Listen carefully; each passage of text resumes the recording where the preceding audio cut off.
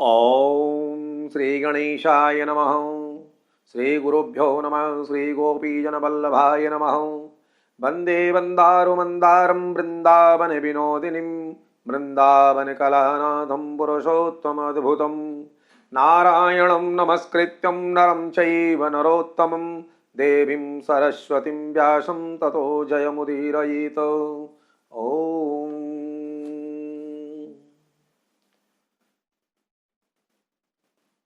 श्री बृहत नारदी पुराण के अंतर्गत सुधीजन आज 26वें अध्याय का पाठ हो रहा है। उद्यापन के बाद व्रत त्याग की विधि एवं धर्म वर्णन कैसे हो। कहते हैं कि वाल्मीकि जी इसे बता रहे हैं। अब उद्यापन की पीछे व्रत के नियम का त्याग कहते हैं। वाल्मीकि मुनि बोले, संपूर्ण पापों के नाश के लिए गरुड़ध्वज भगवान की प्रसन्नता के लिए धारण किए व्रत नियम का विधि पूर्वक त्याग कहते हैं।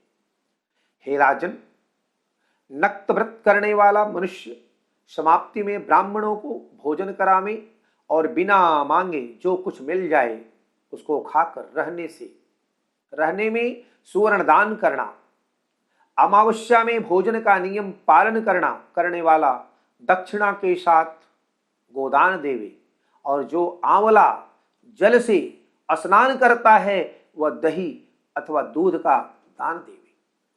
हे राजन, फलों का नियम किया है तो फलों का दान करें। तेल का नियम किया है अर्थात तेल छोड़ा है तो समाप्ति में घृत दान करें, और घृत का नियम किया है तो दूध का दान करें। हे राजन, धान्यों के नियम में गेहूं और शाली चावल का दान करें। हे राजन, यदि पृथ्वी में शयन का नियम किया है तो रुई भरे हुए गद्दे और चांदनी के सहित अपने को सुख देने वाली तकिया आदि रखकर शैया का दान करें। वह मनुष्य भगवान को प्रिय होता है। जो मनुष्य पत्र में भोजन करता है वह ब्राह्मणों को भोजन करावे, घृत चीनी का दान करे, मौन व्रत में सुवर्ण के सहित घंटा और तिलों का दान करे, सपत्नी ब्राह्मण को घृत युक्त पदार्थ से भोजन करावे। हे राजन, नख और केशों को धारण करने वाला बुद्धिमान दर्पण का दान करें। जूता का त्याग किया है तो जूता का दान करें। लवण के त्याग में अनेक प्रकार के रसों का दान करें। दीप त्यागी किया है तो पात्र सहित दीपक का दान करें।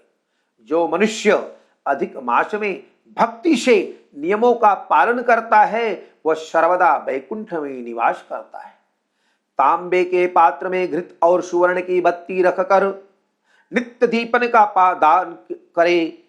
व्रत की पूर्ति के लिए फल मात्र का ही दान देवे।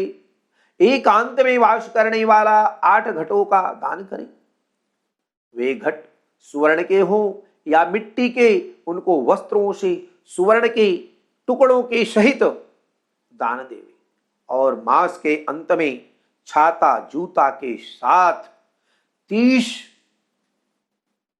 मालपुआ या मोदक का दान करें, और भार ढोने में समर्थ बैल का दान करें।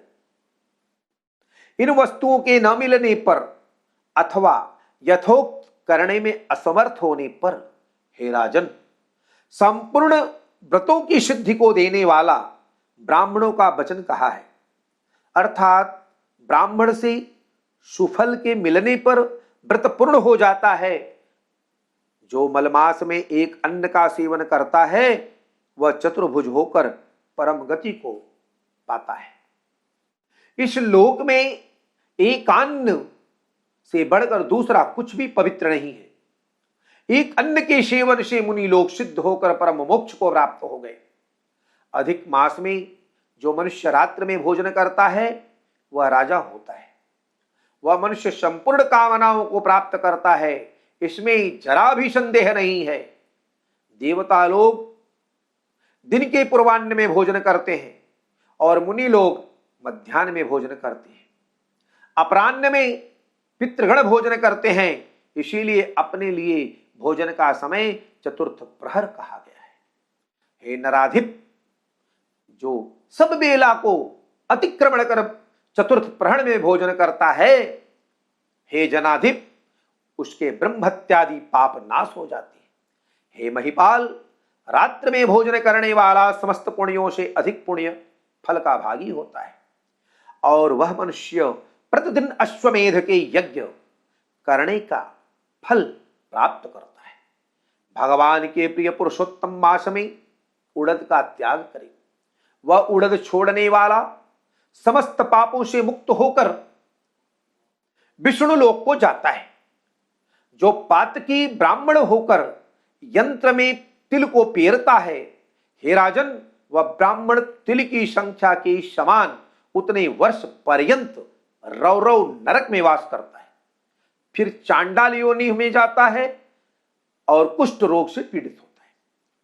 जो मनुष्य शुक्ल पक्ष या कृष्ण पक्ष की एकादशी में उपवास करता है, वह मनुष्य चतुर्भुज हो गरुड़ पर बैठकर वैकुंठ को जाता है और वह देवताओं से पूजित अथवा अप्सराओं से सेवित होता है।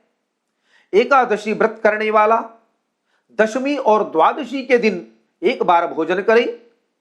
जो मनुष्य देवदेव विष्णु भगवान के प्रीत्यर्थ व्रत करता है, वह मनुष्य स्वर्ग को जाता है। हे राजन, सर्वदा भक्ति से कुशा का मुट्ठा धारण करें, कुश मुट्ठी का त्याग न करें। जो मनुष्य कुश से मलमूत्र कफ रुधिर को साफ करता है, वह विष्ठा में कृमि योनि में जाकर वास करता है। कुश अत्यंत पवित्र कहे गए हैं, बिना कुशा की क्रिया व्यर्थ कही गई है, क्योंकि कुशा के मूल भाग में ब्रह्मा और मध्य भाग में जनार्दन भगवान विष्णु और कुशा के अग्रभाग में भगवान महादेव वास करते हैं। इसीलिए कुशा से मार्जन करने पर करते हैं।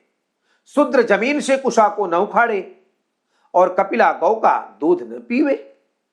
हे भूपते, पलाश के पत्र में भोजन न करें, प्रणव मंत्र का उच्चारण न करें, यज्ञ का बचा हुआ अन्न न भोजन करें, शूद्र कुशा के आसन पर न बैठे, जनेऊ को न धारण करें और वैदिक क्रिया को न करें। यदि विधि त्याग कर मनमाना करता है तो वह शूद्र अपने पितरों के सहित नरक में डूब जाता है। 14 इंद्र तक नरक में पड़ा रहता है, फिर मुर्गा, सूकर, बानर योनि को जाता है। इसीलिए शूद्र हमेशा प्रणव का त्याग करे। हे भूमिप, शूद्र ब्राह्मणों के नमस्कार करने से नष्ट हो जाता है। हे महाराज, इतना करने से व्रत परिपूर्ण कहा है, अथवा ब्राह्मणों को दक्षिणा न देने से मनुष्य नरक के भागी होते हैं। व्रत में विघ्न होने से अंधा और कोढ़ी होता है। हे भूप, मनुष्यों में श्रेष्ठ मनुष्य पृथ्वी के देवता ब्राह्मणों के वचन से स्वर्ग को जाते हैं। हे भूप, इसीलिए कल्याण को चाहने वाला विद्वान मनुष्य उन ब्राह्मणों के वचनों का उल्लंघन न करें। यह मैंने उत्तम कल्याण को करने वाला, पापों का नाशक, उत्तम फल को देने वाला, माधव भगवान को प्रसन्न करने वाला, मन को प्रसन्न करने वाला धर्म का रहस्य कहा। इसका नित्य पाठ करें। हे राजन, जो इसको हमेशा सुनता है, वह पढ़ता है, वह उत्तम लोक को जाता है, जहां पर योगीश्वर हरि भगवान वास करते हैं। श्रीमन्नारायण नारायण नारायण, भजमन नारायण नारायण नारायण, श्रीमन्नारायण नारायण नारायण, भजमन नारायण नारायण नारायण।